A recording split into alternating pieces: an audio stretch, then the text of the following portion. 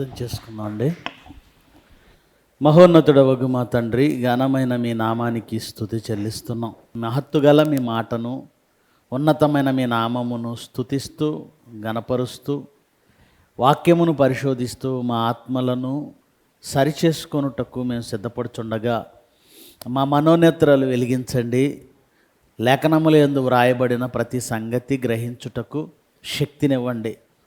కేవలము విని విడిచిపెట్టేవారుగా కాక అనేకులకు ఈ సత్యమును ప్రకటించి వారిని కూడా అగ్నిలో నుండి లాగినట్లుగా కొందరినైనా రక్షించే ధన్యత భాగ్యం మా అందరికీ అనుగ్రహించమని క్రీస్తు వారి శ్రేష్టమైన నామమున ఈ ప్రార్థన సమర్పిస్తున్నాము తండ్రి, ఆమెన్. క్రీస్తునందు చేరివచ్చిన ప్రియులైన మీ అందరికీ ప్రభునామమున శుభములు వందనాలు తెలియచేస్తూ ఉన్నాను. ప్రియులరా, లేఖనము దేవుని వాక్యం, దేవుడు మనకిచ్చిన గొప్ప భాగ్యం అని మనం తెలుసుకోవాలి. క్రైస్తవులు ముఖ్యంగా ఇతర సంఘాలలో ప్రపంచవ్యాప్తంగా ఏ సంఘమైనా కావచ్చు, బైబిల్ని కేవలం ఒక నామకార్థ గ్రంథంగా ఏదో దగ్గర ఉండడం వల్ల మంచిది, దానిని గుండెలకు హత్తుకుంటే మంచిది, దాన్ని కళ్ళకు హత్తుకుంటే మంచిది, ఇలా వాక్యంలో ఉన్న సంగతులను ప్రక్కన పెట్టి వాక్యంలో ఉన్న సంగతులు పరిశోధించకుండా దేవుని సన్నిధికి వచ్చి వెళ్ళడం మాత్రమే చాలు అనుకోనడం వల్ల బైబిల్లో ఉన్న చాలా విషయాలు క్రైస్తవులకు అర్థం కావటం లేదు. చివరికి బాధాకరం ఏమిటి అంటే, మన దగ్గరకు వస్తున్న వారిలో కూడా అనేకులు విని వెళ్ళిపోవడానికి ఇష్టపడుతున్నారు. మొదటి శతాబ్దంలో క్రైస్తవ్యం ఏం చేసిందో జ్ఞాపకం చేసుకోండి. బెరాయ సంఘస్థులు ఏం చేశారో జ్ఞాపకం చేసుకోండి. ఏం చేశారు? ఒకసారి 17-11 అపోస్తుల కార్యాలు చదవండి. అపోస్తుల కార్యాలు 17వ అధ్యాయము 11వ వచనం. వీరు తెస్సలోనికలో ఉన్న వారి కంటే గొప్పవాళ్ళై ఉన్నారు గనుకే, వీళ్ళు గొప్పవాళ్ళు గనకే, వీరు గనులు గనకే. అంటే ఎవరు గనులు? మనలో ఈ గనులు ఉన్నారా లేదా? మీలో ఈ గనులు ఉన్నారా? ఈ గొప్పవాళ్ళు ఉన్నారా? మీలో ఈ గనులు ఉన్నారో లేదో చూసుకోండి. వారు గనులై ఉండిరి గనక ఆసక్తితో వాక్యాన్ని అంగీకరిస్తారట. ఆసక్తి ఆసక్తి ఆసక్తి మనకు లేని శక్తి ఇదే. ఆసక్తి మనలో అనేకులకు లేని శక్తి ఇదే. ఆసక్తి మొదట ఉండాలి. వాక్యం అనగానే పరిగెత్తుకొని రావాలి. వాక్యం అనగానే ఇంకేం కారణాలు చెప్పకూడదండి. వాక్యం అంటే ఇంకేం కారణాలు చెప్పకూడదు. అమితమైన ఇష్టం. నా దేవుని మాట, నా దేవుని మాట, నా దేవుని మాట. మనం అమితమైన ఇష్టం చూపించే మాటలేంటో తెలుసా? సీరియల్లో అత్త కోడలు మాట్లాడుకుంటారు. అవి ఎందుకు పనికిరాని మాటలు, ఒకరినొకరు ద్వేషించుకునే మాటలు. వాళ్ళిద్దరికి డబ్బులు ఇచ్చేవాళ్ళు ఉన్నారు ఆ మాటలు మాట్లాడుకోవడానికి. అవునా కదా? సీరియల్లో 2 క్యారెక్టర్లు ఒకరితో ఒకరు మాట్లాడుతుంటే మాట్లాడుకోవడానికి వాళ్ళకి డబ్బులు ఇచ్చేవాళ్ళు ఉన్నారా? వాళ్ళు డబ్బులు తీసుకొని మాట్లాడుకుంటారు. అది మీకేమైనా ప్రయోజనమా? మీ ఆత్మకు ప్రయోజనమా? అవి మాత్రం ఆసక్తి. సీరియల్ అంటే ఉన్న ఆసక్తి, సినిమాలంటే ఉన్న ఆసక్తి. ఏమండి, మనుషుల ముచ్చట్లు. ఎవరైనా వచ్చారంటే, అందులోనూ బంధువులు వచ్చారంటే, నా చిన్నప్పుడు చూసేవాడిని అండి. ఎవరైనా బంధువులు వచ్చారు అని అంటే అర్ధరాత్రి దాకా ముచ్చట దిగేది కాదు.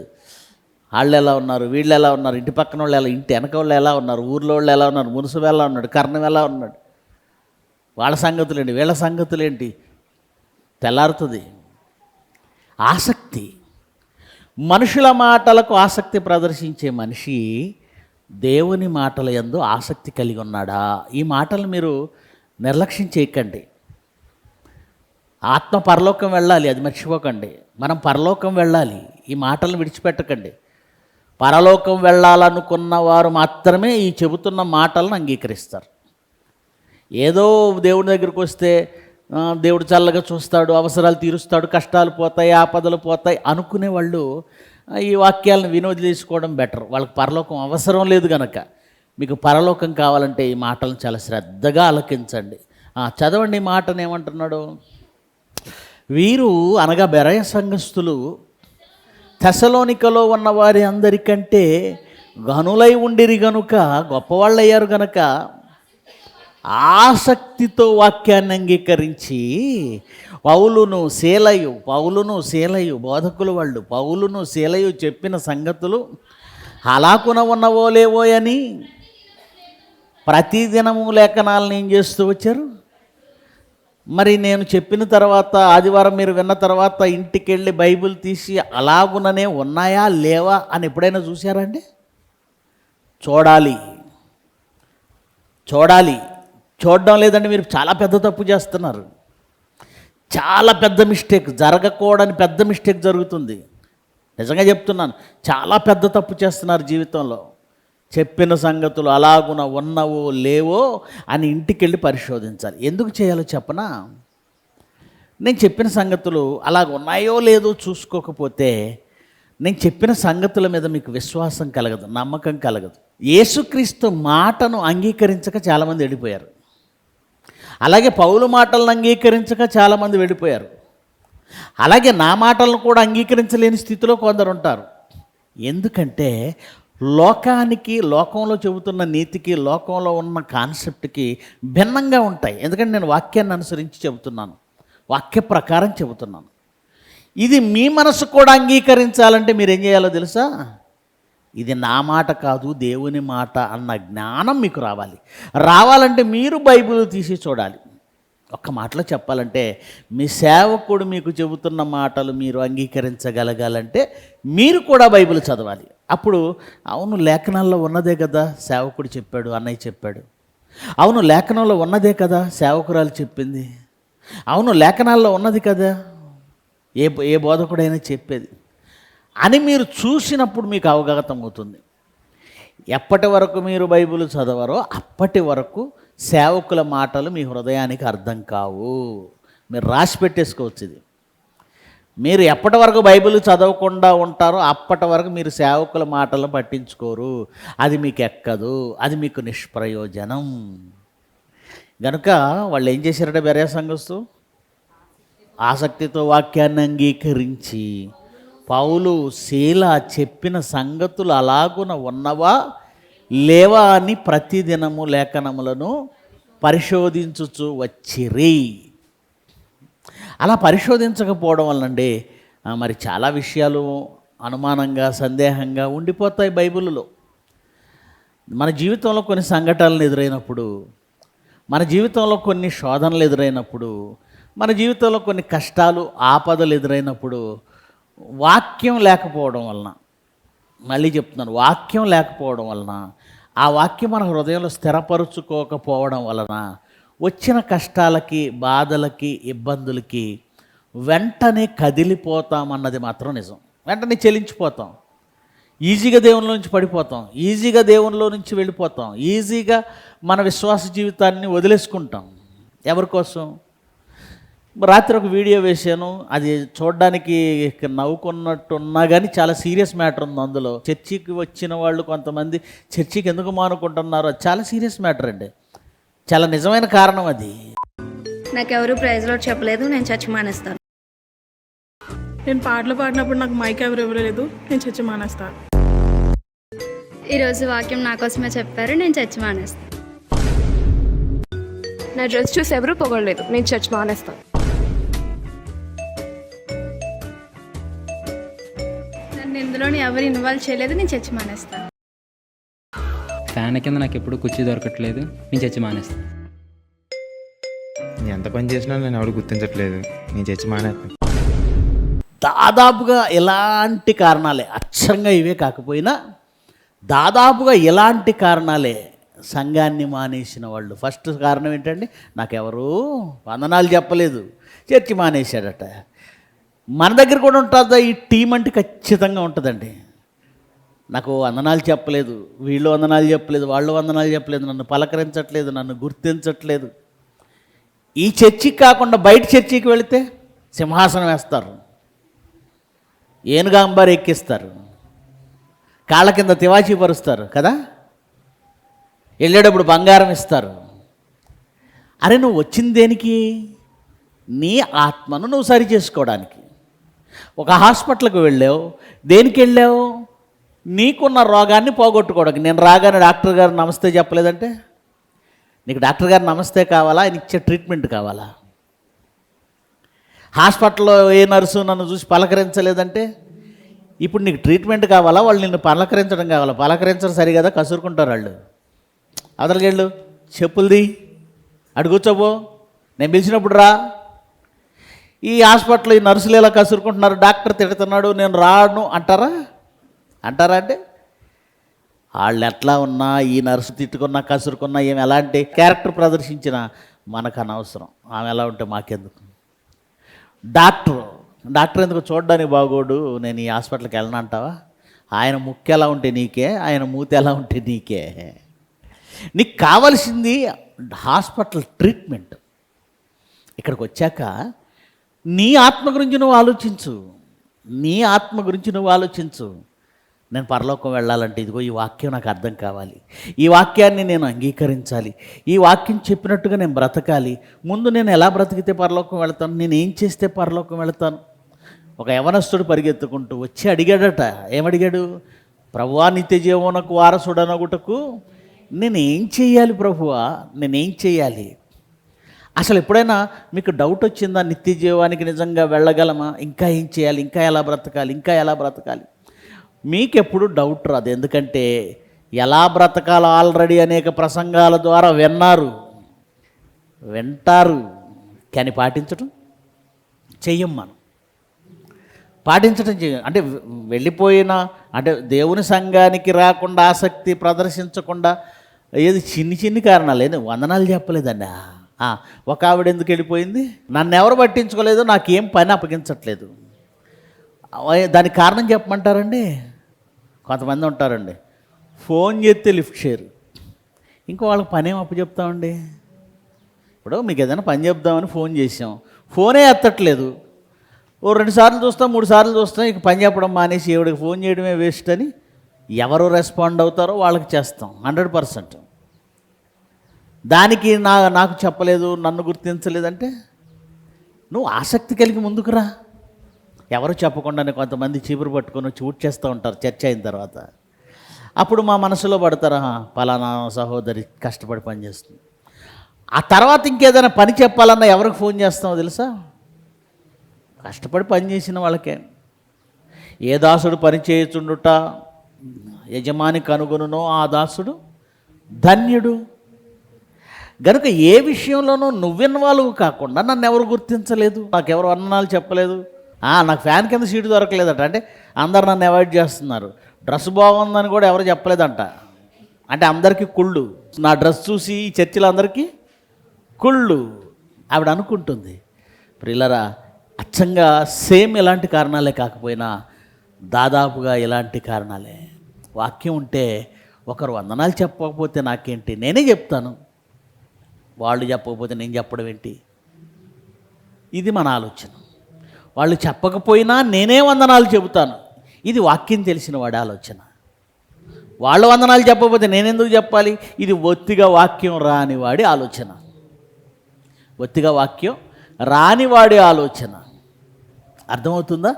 గనుక ఎవరైతే వాక్యాన్ని విని మరలా ఇంటికెళ్ళి ఆసక్తితో అంగీకరించి దాన్ని పరిశోధించి తెలుసుకుంటారో వారు తమ జీవితాలని, లోకం ఎలా ఉన్నా పర్వాలేదు, లోకం తీరు వేరుగుంటుంది, మన తీరు మారాలి, డిఫరెంట్గా ఉండాలి, ప్రత్యేకంగా ఉండాలి. లోకం తీరు వేరు, మన తీరు వేరు. గనుక ఎప్పుడైతే ఈ వాక్యాన్ని మన జీవితాలకి మనకి అన్వయించుకోవడం, మన వాక్యంతో చూసుకోవడం, అలానే ఉన్నానా లేదా అని ప్రతిరోజు చూసుకోవడం, ఇవి ఎప్పుడైతే మానేశామో కొన్ని ఆపదలు మనకు వచ్చినప్పుడు నిలబడలేము. కొన్ని కష్టాలు మనకు వచ్చినప్పుడు దేవుడిలో నిలబడలేము. బైబిల్లో కొన్న వచనాలు కూడా కొన్ని సందర్భాలు మనకు అర్థం కావు. అలా అర్థం కాని సందర్భాలలో ఒక సందర్భాన్ని మీ ముందుంచుతాను. సామెతల గ్రంథం 12వ అధ్యాయం 21వ వచనం. సామెతల గ్రంథం 12వ అధ్యాయం 21. నీతిమంతునికి ఏ ఆపద సంభవించదు. భక్తిహీనులు కీడుతో నిండి అందురు. కీడొస్తుంది వాళ్ళ మీదకి, ఆపదలు వస్తాయి వాళ్ళ మీదకి. నీతిమంతుడైన వాడు ఏ ఆపదలో పడడు అన్నాడు. ఏ ఆపద అతనికి ఉండదు అన్నాడు. నిజంగా ఇలాంటి వచనాలు, ఇలాంటి మాటలు సంఘాలలో ఎక్కువ చెప్తారండి. ఎందుకంటే వాళ్ళకి ఎక్కువగా పాజిటివ్ కావాలి, వాళ్ళని ఉత్సాహపరిచే మాటలు కావాలి, ఏమండి, వాళ్ళని సంతోషపెట్టే మాటలు కావాలి, వాళ్ళని తృప్తిపరిచే మాటలు కావాలి, వాళ్ళని సాటిస్ఫై చేయాలంతే. నీతిమంతునికి ఏ ఆపద కలగదు. ఈ మాటలు విని విని విని విని తర్వాత స్టెప్, తర్వాత లోతులు ఏమీ తెలుసుకోరు. కేవలం ఏం తెలుసుకుంటారు? నీతిమంతునికి ఆపద కలగదు, ఇదొక్కటి తెలుసుకుంటారు.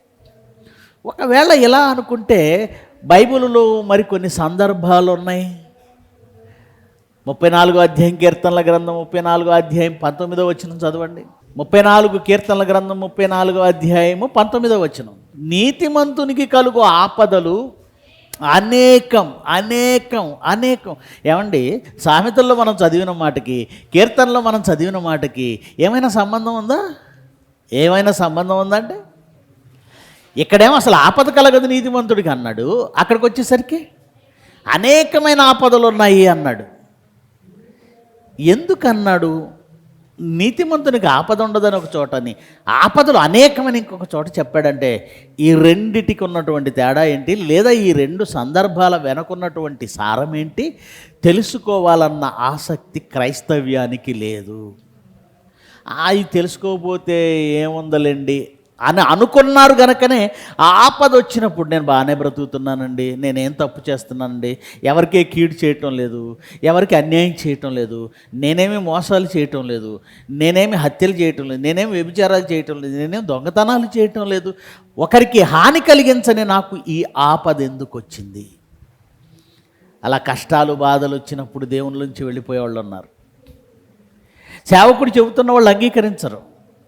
ఎందుకు అనంటే ఈ రెండు వాక్యాలలో ఒక వాక్యమే చదువుకున్నాడు. అసలు అది అతను చదవడం కాదు, ఎవరో చెప్పారు. నీతిమంతునికి ఏ ఆపద కలగదు అన్నదే చెప్పారు. మరి దాని సెకండ్ హాఫ్ ఉంది. ఇదెందుకు అన్నాడు, దాన్నెందుకు అన్నాడు, ఇది ఏ సందర్భంలో వర్తిస్తుందో, అదే సందర్భంలో వర్తిస్తుందో ఇవేవి చూడకపోతే ఎలా? యోబు ఉన్నాడు, దేవుడే అతని గురించి ఏం సాక్ష్యం ఇచ్చాడండి? దేవుడే అతని గురించి ఎలాంటి సాక్ష్యం ఇచ్చాడు? యోబు నీతిమంతుడు, ఫస్ట్ మాట ఏంటి? యథార్థవర్తనుడు, తర్వాత న్యాయవంతుడు, దేవుని యందు భయభక్తులు కలిగి చెడుతనము విసర్జించినవాడు, భూమి మీద అతని వంటి వాడెవడును లేడు. నీతిమంతులు కదండి వాళ్ళు. యోబు నీతిమంతుడు, యథార్థవంతుడు, న్యాయవంతుడు, భయభక్తులు కలిగి, యెహోవా యందు భయభక్తులు కలిగి చెడుతనమును విసర్జించిన వాడు, భూమి మీద అతని వంటి వాడు ఎవ్వడు లేడు అలాంటి వాడు. మరి ఆయనకు వచ్చిన కష్టాల గురించి ఏంటి, బాధల గురించి ఏంటి, ఎన్ని శ్రమలు వచ్చాయి, ఎన్ని కష్టాలు వచ్చాయి. ఇక యేసుక్రీస్తు గురించి కూడా ఆలోచించండి. ఆయన కంటే గొప్పవాళ్ళు ఉన్నారా, నీతిమంతులు ఉన్నారా ఎవరైనా? ఆయన కంటే నీతిమంతులు ఉన్నారా? ఆయన నీతిమంతుడు. నీవు ఈ నీతిమంతుని జోలికి పోవద్దు. ఎవరు చెప్పారు ఈ మాట? పిలాతు భార్య. నీవు ఆ నీతిమంతుని జోలికి పోవద్దు, నీతిమంతుడు ఆయన. ఆ నీతిమంతునికి ఎన్ని ఆపదలు వచ్చాయి అంటే, నీతిమంతునికి ఆపదలు వస్తాయా అంటే వస్తాయి. మరి రావన్నట్టుగా ఆపద కలుగదు అన్నట్లుగా సామెతల్లో ఎందుకు చెప్పాడు? నీతిమంతులకు ఆపదలు వస్తాయా? వస్తాయి. మరి రావని ఎందుకు చెప్పాడు? ఈ రెండు సందర్భాల వెనకున్నటువంటి అర్థం ఏంటి, ఏదన్నా విషయం ఏంటి, అది మనం ఆలోచన చేద్దాం. ప్రియులరా, ఆపదలు రావడానికి కారణాలు చాలా ఉంటాయండి. ఆపదలు రావడానికి కారణాలు చాలా ఉంటాయి. ఒకటి, మనం లోకంలో చూసే ఆపద. పిల్లలకు చాలా జాగ్రత్తలు చెప్తాం, అక్కడ కరెంటు వైర్లు ఉన్నాయి, వెళ్ళకూడదు. పలానా చోట నీళ్ళు ఉన్నాయి, వెళ్ళకు పడిపోతావు. పలానా చోట గుంట ఉంది, వెళ్ళకు పడిపోతావు. ఇలా మనం ఎన్నో జాగ్రత్తలు చెబుతూ ఉంటాం. వాళ్ళు ఏం చేస్తారంటే, వాళ్ళకు ఒక యాంగ్జైటీ ఉంటుందండి. పిల్లలకు ఎలాంటి యాంగ్జైటీ? ప్రతిదాన్ని తెలుసుకోవాలనే ఒక కుతూహలం, ఉత్సాహం. యాంగ్జైటీ అంటారు దాన్ని, కుతూహలం అంటారు దాన్ని. ప్రతిదీ అదేంటో తెలుసుకోవాలి, ఇదేంటో తెలుసుకోవాలి. అందుకే ఆ వయసులో వాళ్ళు అమ్మా నాన్న వద్దన్నది చేయటానికి ఇష్టపడతారు. వాళ్ళు అమ్మా నాన్నకు భయపడి వాళ్ళు ఉన్నప్పుడు చేయకపోయినా వాళ్ళు వెళ్ళిన తర్వాత ట్రై చేస్తారు. వాళ్ళు వెళ్ళిన తర్వాత కరెంటు విషయంలో జాగ్రత్తగా ఉండండి అని చెప్తాం. చిన్నప్పుడు జరిగిన ఒక సంఘటన చెప్తాను. మా తమ్ముడు నేనే ఉన్నాం ఇంటి దగ్గర.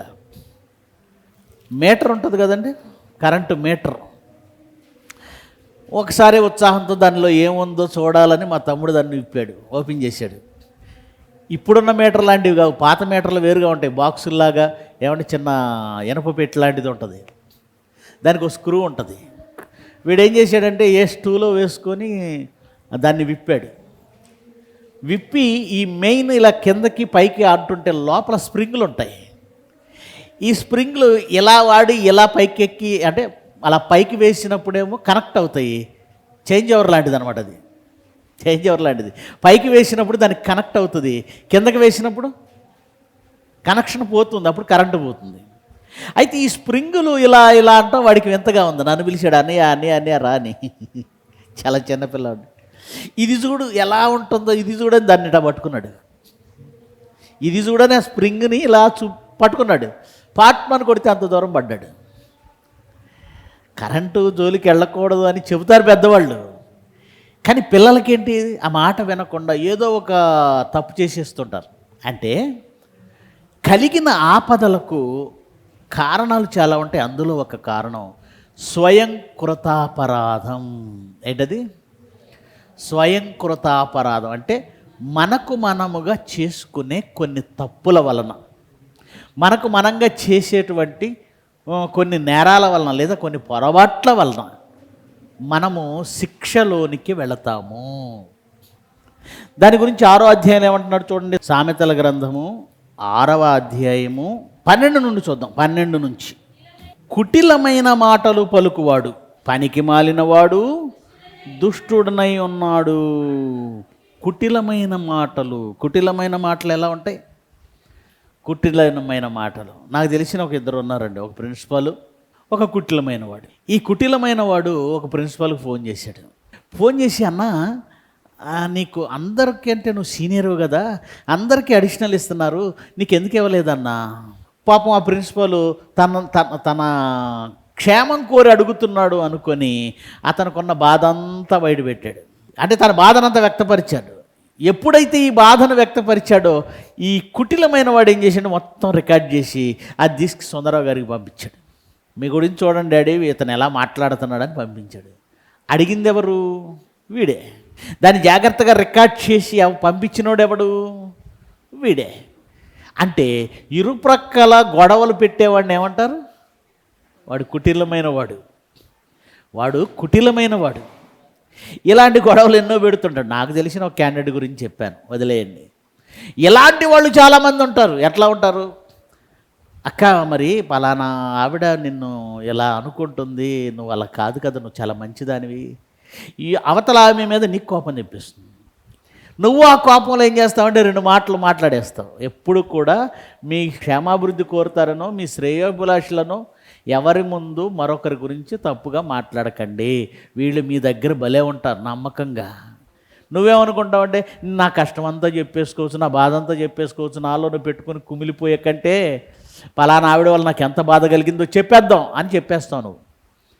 వీళ్ళకి ఇవే కావాలి. శుభ్రంగా నీ దగ్గర నుంచి ఇన్ఫర్మేషన్ లాగి ఆ తర్వాత అక్కడికి వెళ్ళిపోయి నిన్ను ఇలా అంటుంది ఏంటి అంటాడు. నిన్ను పలానా ఆవిడ ఇలా అంటుంది ఏంటి సంగతి? కుటిలమైన మాట. ఏమండి, ఇలా కుటిలమైన పనులు చేసే వాళ్ళకి ఏదో ఒక రోజు సడన్గా కీడు వస్తుందండి. అదే చెప్తున్నాడు. కుటిలమైన మాటలు పలుకువాడు పనికి మాలిన వాడును దుష్టుడునై ఉన్నాడు. వాడు కన్ను గీటుచు కాళ్ళతో సైగ చేయును, వ్రేళ్లతో గుర్తులు చూపును. ఏమండి, వాడు ఈ కీడుగా కల్పించేవాడు పనికిమాలిన దుష్టుడు, వాడు నోటి మాటతో స్వచ్ఛంగా హృదయం నుంచి ఉన్నదన్నట్టుగా ఓపెన్గా మాట్లాడ్డు. ఏం చేస్తుంటాడట?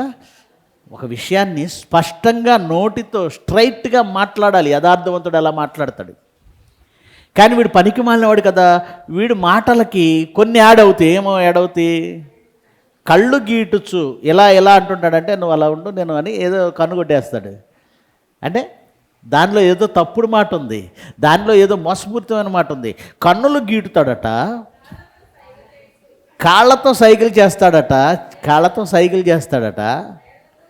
వేళతో గుర్తులు చూపిస్తాడట. ఎందుకు? స్ట్రైట్గా మాట్లాడొచ్చుగా. వీడు యథార్థవంతుడు కాడు, కీడు కల్పించేవాడు, కుటిలమైన మాటలు పలికేవాడు. గనుక స్ట్రైట్గా మాట్లాడలేని వాడు ఎలాంటి పనులే చేస్తాడు. అలాంటి వాళ్ళు ఎవరైనా ఉంటే జాగ్రత్త. అలాంటి వాళ్ళని మీరు చూస్తే జాగ్రత్త, వాళ్ళు కుటిలమైన వాళ్ళు. తర్వాత మాట, వాని హృదయము అతి మూర్ఖ స్వభావము గలది, వాడెల్లప్పుడూ కీడు కల్పించును. అదన్నమాట. కుటిలమైన మనసు, కుటిలమైన మాటలు కలిగిన వాడు ఎల్లప్పుడూ కీడు కల్పించును, జగడములు పుట్టించును. కాబట్టి కాబట్టి కాబట్టి ఆపద వాని మీదకి హఠాత్తుగా వచ్చును. ఒకడికి ఆపద రావడానికి గల కారణం ఏంటి? ఒక కారణం చెప్పాడు. ఒకటి, మనము చేసుకున్న, ముందు మాట్లాడుకున్న మాటలలో మనకు మనంగా చేసుకున్నటువంటి పొరపాట్లు, తప్పులు, చెప్పిన మాట వినకపోవడం. ఇక్కడ వీడు కూడా ఏం చేస్తున్నాడు? వాడికి వాడు చేసుకున్న పొరపాటు, పాపం, తప్పు, కుటిలమైన మాటలు పలకటం. ఏదో ఒకరోజు వాడి మీదకి ఏమొస్తుంది? ఆపద వస్తుంది, ఆపద వస్తుంది. అదే చెప్తున్నాడు చూడండి. కాబట్టి వాని మీదకి, ఆపద వాని మీదకి హఠాత్తుగా వస్తుంది. వీళ్ళు వాళ్ళు ఎదురవుతారు. వీడు ఎవరికి ఇద్దరి మధ్య గొడవ పెడుతున్నాడు, ఒకరోజు ఆమె ఈమె, లేదంటే అతను ఇతను, ఇద్దరు ఎదురవుతారు. నిజాలు తెలుస్తాయి. ఇద్దరు కలిసి ఎవరిని చావగొడతారు? ఎవరిని చావగొడతారు? చెప్పిన వాడిని చావగొడతారు. గనుక వాడు ఆ క్షణమందే నలగగొట్టబడును అన్నాడు చూడండి. ఆ క్షణమందే తిరుగు లేకుండా ఆ క్షణమందే నలుగగొట్టబడును. అలాగే 24వ అధ్యాయము సామెతల గ్రంథం 21 నుంచి చదువుదాం. 21 నుంచి 24వ అధ్యాయం 21 నుంచి. కుమారుడా, యెహోవాని ఘనపరచుము, రాజుని ఘనపరచుము. ఏం చేయాలట? యెహోవాని ఘనపరచాలి, రాజుని ఘనపరచాలి. ఏ రాజు? యేసుక్రీస్తు. అలాగే లోకంలో ఉన్నారు రాజులు, ప్రభువులు. వాళ్ళను దూషించవచ్చా? దూషించకూడదు. వాళ్ళను ఘనపరచాలి. మనం క్షేమంగా బ్రతుకు నిమిత్తం వారందరి కోసం ఏం చేయాలి? రాజులందరి కోసం, అధిపతులందరి కోసం ప్రార్థన చేయాలి. అంటే క్రైస్తవుడిగా మనకు ఉండవలసిన లక్షణం ఏమిటంటే అసలు ఎవరిని దూషించొద్దు, ఎవరిని దూషించొద్దు, ఎవరి గురించి తప్పుగా మాట్లాడొద్దు. వారిని ఘనపరచండి, రాజును ఘనపరచండి, దేవుణ్ణి ఘనపరచండి. ఒకవేళ దీనికి విరుద్ధంగా నువ్వు ప్రవర్తిస్తే ఏమవుతుందో చూడండి. అలాగూ చేయని వారి జోలికి పోకుము. ఎవరైతే ఘనపరచరో, దేవుణ్ణి ఎవరైతే ఘనపరచరో, కొంతమంది దేవుణ్ణే తిట్టే పెద్ద గొప్పవాళ్ళు ఉన్నారండి. దేవుణ్ణి, అలాంటి వాళ్ళ స్నేహానికి పోవద్దు, అలాంటి వారి జోలికి పోవద్దు, వారి జోలికి పోకండి. అట్టివారికి వాళ్ళనేదో మనం దేవుణ్ణి తిట్టేస్తున్నారు. ఈ మధ్యకాలంలో చాలామంది దేవుణ్ణి తిట్టేస్తున్నారు. ఎవరైతే దేవుణ్ణి ఏ విషయంలో నిందిస్తున్నారో దానికి సమాధానం చెప్పొచ్చు, కానీ వాళ్ళ జోలికి పోకండి. వారిని ఏదో చేయాలనో, వారి మీద ఏదో కేసులు పెట్టేయాలనో, వారిని ఏదో ఇంకేం చేయాలనో, అసలు వాళ్ళ జోలికి పోవటం కూడా వేస్ట్ అన్నట్టుగా వాక్యం చెప్తుంది. ఎందుకు అనంటే అలా దేవుని ఘనపరచక, రాజును ఘనపరచక, ఇష్టానుసారంగా ప్రవర్తించే వారి మీదకట ఆపద హఠాత్తుగా తటస్థించును.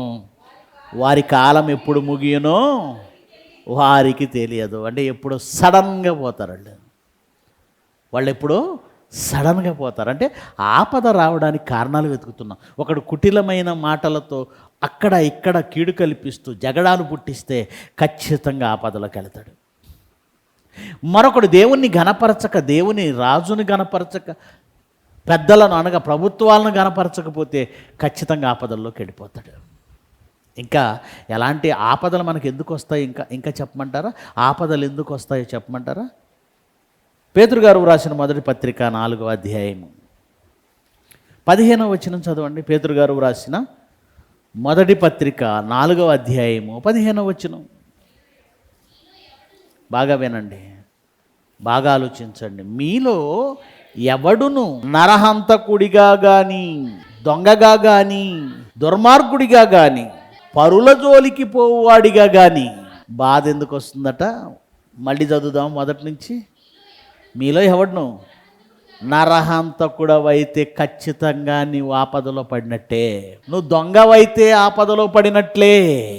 నువ్వు దొంగవైతే ఒకరోజు బాగుంటుంది, 2 రోజులు బాగుంటాయి, కొన్నాళ్ళు ఎవరికి దొరకవు, కానీ ఖచ్చితంగా తర్వాత ఏదో ఒక రోజు ఏమవుతావు? ఆపదలో పడతావు. తర్వాత దుర్మార్గుడుగా కానీ, అది ఆపదలు ఎప్పుడు వస్తాయంటే పరుల జోలికి పోవడం వలన. మనలో చాలామందికి ఈ అలవాటు ఉంది, పరుల జోలికి పోవడం అని ఈ అలవాటు ఉంది, బ్యాడ్ హ్యాబిట్. పరుల జోలికి పోవు అని కానీ బాధ అనుభవింప తాగదు. ఎవరో జోలికి వెళితే వాడు నిన్ను కొడితే తర్వాత వచ్చేమంటావు? క్రీస్తు నిమిత్తం నేను దెబ్బలు తింటిని అంటావా? కొంతమంది రాజకీయ నాయకుల జోలికి ఊరికే వెళ్తారు, వాళ్ళతో మనకెందుకు? కొంతమంది ఏమండి ఎవరి గురించో మాట్లాడి ఎవరి జోలికో వెళ్ళి ఏదో చేస్తారు. వాళ్ళు శుభ్రంగా తీసుకెళ్ళి అధికారం వాళ్ళది కనుక శుభ్రంగా కోటింగ్ ఇచ్చి గుండు కొట్టించి వాళ్ళ జోలికి వెళ్ళిన వాళ్ళు చాలామంది ఉన్నారు చూడండి. కనుక మనం బాధ అనుభవిస్తే ఇదిగో దొంగగా కానీ, పరుల జోలికి పోవాడిగా కానీ, నరహంతకుడిగా కానీ, దుర్మార్గుడిగా కానీ బాధ అనుభవించకూడదు. అంటే ఇలా ఉన్న ప్రతివాడికి ఖచ్చితంగా ఏమొస్తుంది? ఆపద వస్తుంది. అలాగే యాకోబు పత్రిక మొదటి అధ్యాయము 13వ వచనం చదువుదామా? దేవుడు కీడు విషయమై శోధింపబడనేరడు, ఆయన ఎవరిని శోధించడు. గనుక ఎవడైనాను శోధింపబడినప్పుడు నేను దేవుని చేత శోధింపబడుచున్నానని అనకూడదు. ప్రతివాడు, ఈ పాయింట్ నోట్ చేసుకోండి, ప్రతివాడు తన స్వకీయ దురాశ చేత ఏడవబడి, మనం కష్టాల్లోకి, ఇబ్బందుల్లోకి, కీడులోకి, శోధనలోకి, ఆపదల్లోకి వెళ్ళడానికి కారణం మనమే. ప్రతివాడు తన స్వకీయ దురాశ చేత ఏడవబడి, నీలో ఉన్న దురాశే నిన్ను ఆపదల్లోనికి తీసుకెళ్తుంది. ఎక్కడికి వెళ్ళకూడదు అక్కడికి ఎందుకు వెళుతున్నావు? దురాశ. ఏది చేయకూడదు అది ఎందుకు చేస్తున్నావు? దురాశ. 1,00,000 కడితే ప్రతి నెల 15,000 వచ్చేస్తాయి అన్నారట. 1,00,000 కడితే ప్రతి నెల 15,000 వచ్చేస్తాయి అన్నారట. ఆవిడ 1,00,000 కట్టింది, అలా బంధువుల చేత కట్టించింది, వీళ్ళ చేత కట్టించింది, మొత్తం 5,00,000 కట్టించింది. రూపాయి రావట్లేదు. మొత్తం ఇప్పుడు బంధువులందరూ ఆడేవాడో తీసుకెళ్ళిపోయాడు 1,00,000. పాపం ఏం దగ్గర ఏం లేవు. ఇప్పుడు అందరు వచ్చేసి పేక మీద కూర్చున్నారు. ఏం చేయాలి? ఎక్కడ పరిగెత్తాలి? ఎవరి కాళ్ళు పట్టుకోవాలి? ఎవరి కాళ్ళు పట్టుకుంటే మాత్రం డబ్బులు వస్తాయా? వస్తాయండి? అసలు నువ్వు 1,00,000 కడితే నెల 15,000 ఇవ్వడానికి అసలు వాడికి డెవలప్మెంట్, వాడికి బిజినెస్ జరగాలి కదా. వాడి జేబులోంచి డబ్బులు ఇస్తాడా? ప్రింట్ చేస్తాడా? కనీస జ్ఞానం లేదు. వాడేమో ప్రింట్ చేస్తాడండి. చాలామంది ఇలాంటి వ్యాపారాల్లో చిక్కున్నారు, మన వాళ్ళు కూడా. తస్మాత్ జాగ్రత్త. కిబో కాయిన్ అని, 1 కాయిన్ అని, ఇంకోటి ఏమిటి లైఫ్ ఈజ్ బ్యూటిఫుల్ అని వచ్చిందట. ఆ లైఫ్ ఈజ్ బ్యూటిఫుల్ కట్టించిన వాళ్ళే వాళ్ళ లైఫ్ నాశనం అయిపోయి కూర్చున్నారు. వాళ్ళ లైఫ్ బ్యూటిఫుల్గా లేదు. ఇప్పుడు నిజం చెప్తున్నాను, వాళ్ళ లైఫ్ బ్యూటిఫుల్గా లేదు, చాలా అగ్లీగా ఉంది. గనుక ప్రతివాడు తన స్వకీయ దురాశ చొప్పున ఏడవబడిన వాడై. ఎందుకు రావట్లేదు చర్చికి అన్నాం అనుకోండి, అప్పుల్లో ఉన్నాడు, కష్టాల్లో ఉన్నాడు, పరిగెడుతున్నాడు ఆదివారం కూడా. ఎందుకు అంత కష్టమే వచ్చింది? తినడానికి కట్టుకోవడానికి దేవుడు లోటు చేయడే. తినడానికి కట్టుకోవడానికి దేవుడు ఇచ్చాడు. నీలో మరో ఆశ బయలుదేరి నువ్వు అనవసరమైనవన్నీ పెట్టుకున్నావు.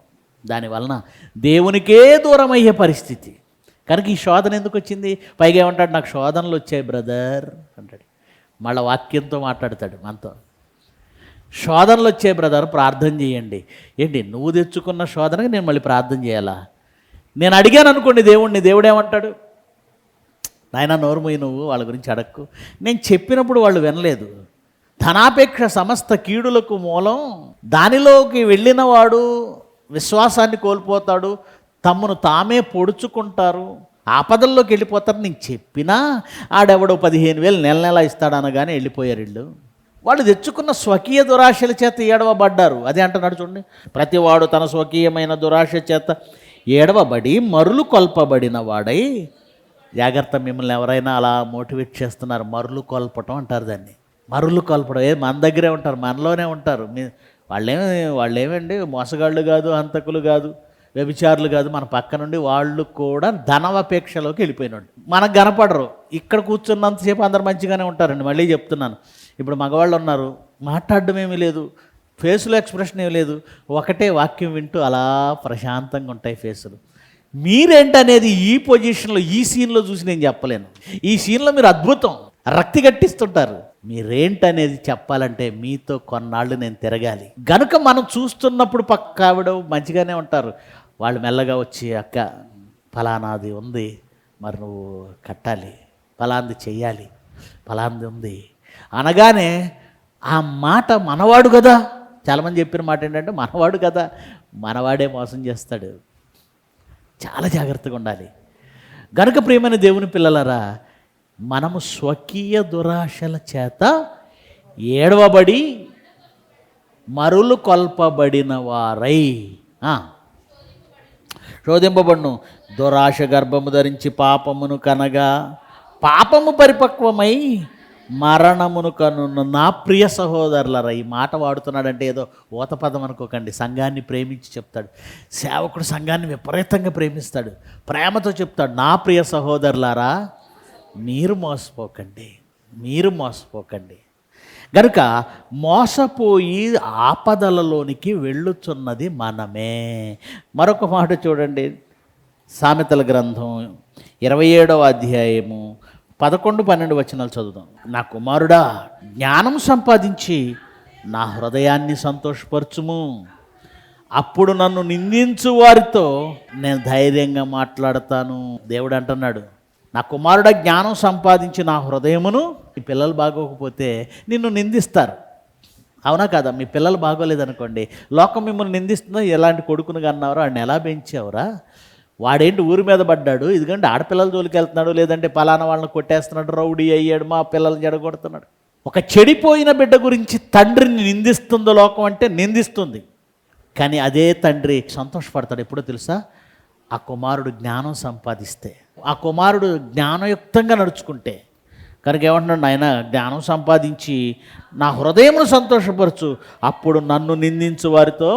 అంటే పిల్లలు బాగుంటేనే తల్లిదండ్రులు ధైర్యంగా మాట్లాడగలరు. తల్లిదండ్రుల మనసులను కొంగజేసే పిల్లలు ఉన్నారండి. వాళ్ళ ప్రవర్తన, వాళ్ళ మాటలు, స్వార్థం వాళ్ళ సంతోషాలు వాళ్ళు చూసుకుంటున్నారు, వాళ్ళ వయసులో సంతోషాలు వాళ్ళు చూసుకుంటున్నారు, వాళ్ళ ఆనందాలు వాళ్ళు చూసుకుంటున్నారు. కానీ పెంచిన తల్లిదండ్రుల సంతోషాన్ని చూసే పిల్లలు ఎంతమంది ఉన్నారండి ఇక్కడ?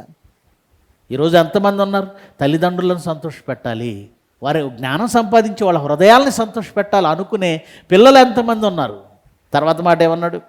బుద్ధిమంతుడు అపాయము వచ్చుట చూచి దాగును. బుద్ధిమంతుడు అపాయము వచ్చుట చూచి, ఒక చోట అపాయం ఉంది అని అంటే దాగిపో, ఆగిపో, తప్పించుకో.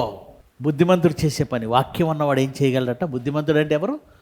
వాక్యం ఉన్నవాడు. మనం నిజంగా వాక్యం సంపాదించుకుంటే మనం ఇమ్మీడియట్గా ఒక ఆపదను చూసి తప్పించేసుకుంటాం.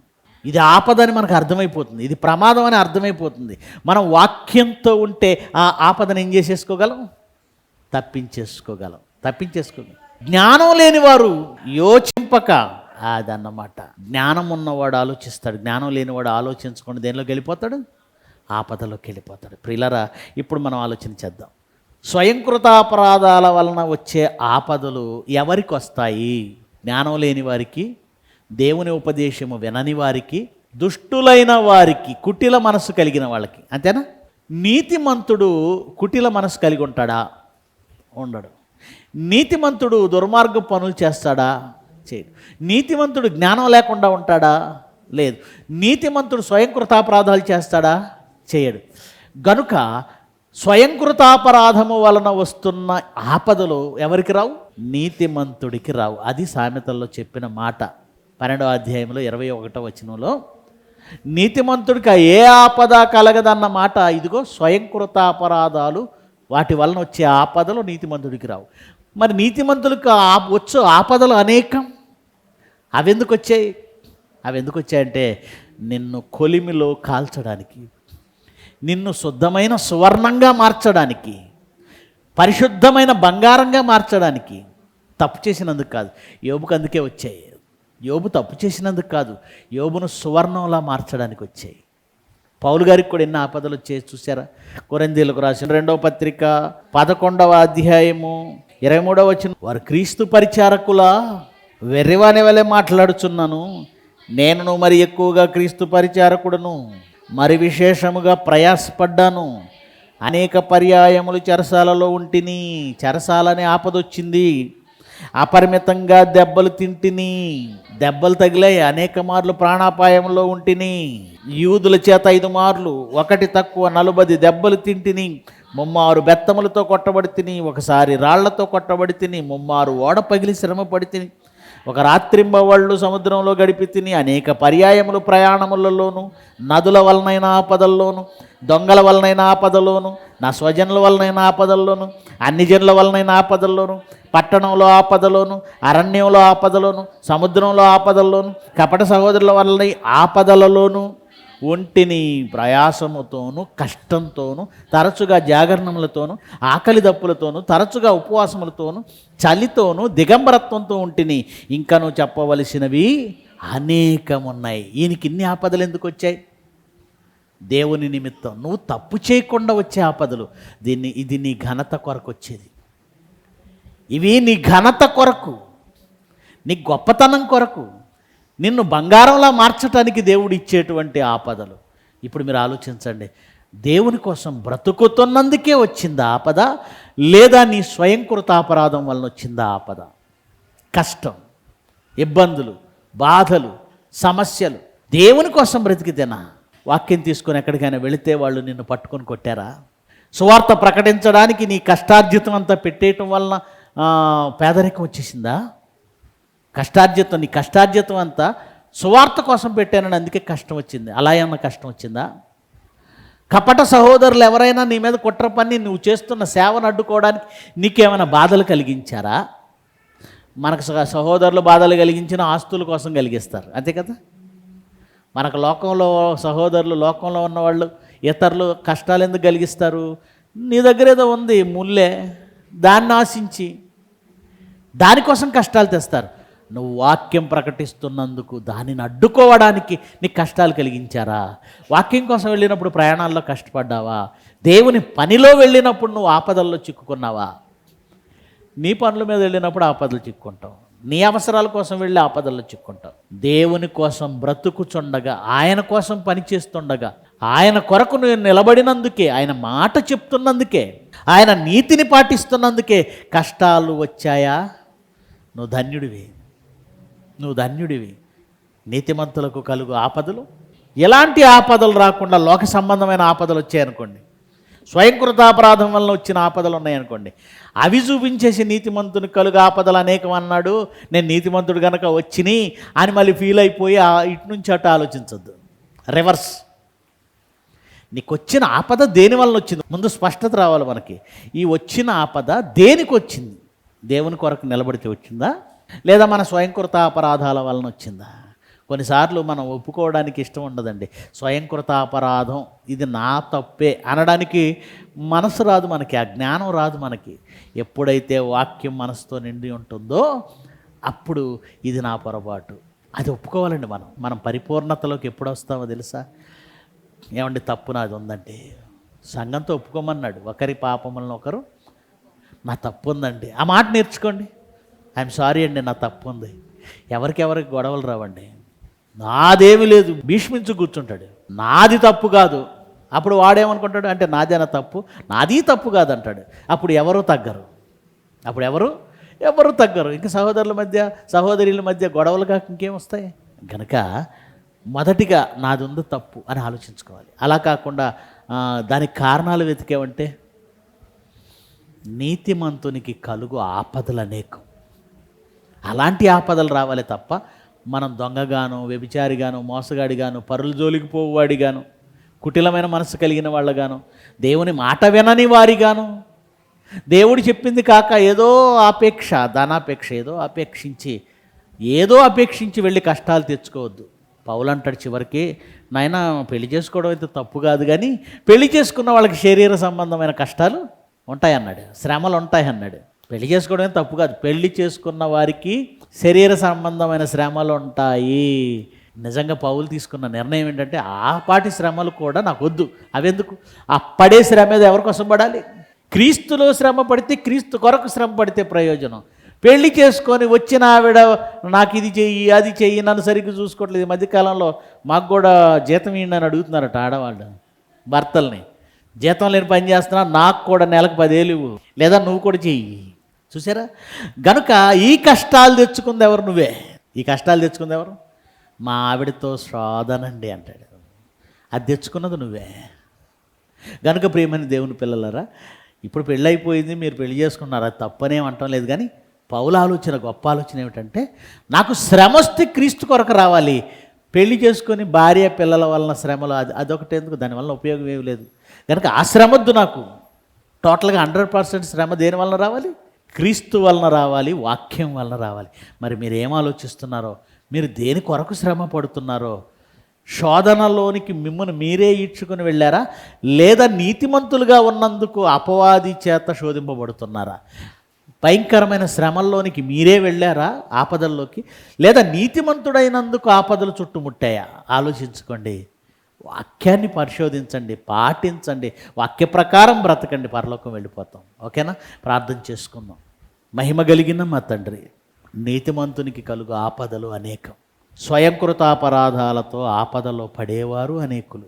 మీ పిల్లలుగా మేము మా స్వయంకృతాపరాధాలతో ఆపదల్లోనికి వెళ్ళకూడదు, కానీ నీతిమంతునిగా, మీ కొరకు బ్రతికిన వానిగా, మీ కొరకే అనేక శ్రమలను అనుభవించే ఒక పౌలు వలె, ఒక యోబు వలె, క్రీస్తు వలె, మా ప్రభువు వలె మేము కూడా నీతి కొరకే ఆకలి దప్పులు కలిగి ఉండాలి, నీతి కొరకే దుఃఖం కలిగి ఉండాలి, నీతి కొరకే శ్రమలు పడాలి, నీతి కొరకే.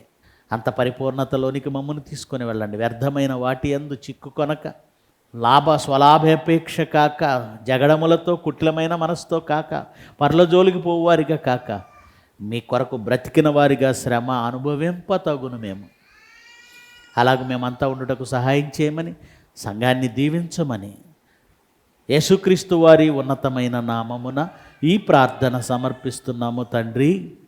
ఆమెన్. అందరికీ వందనాలు.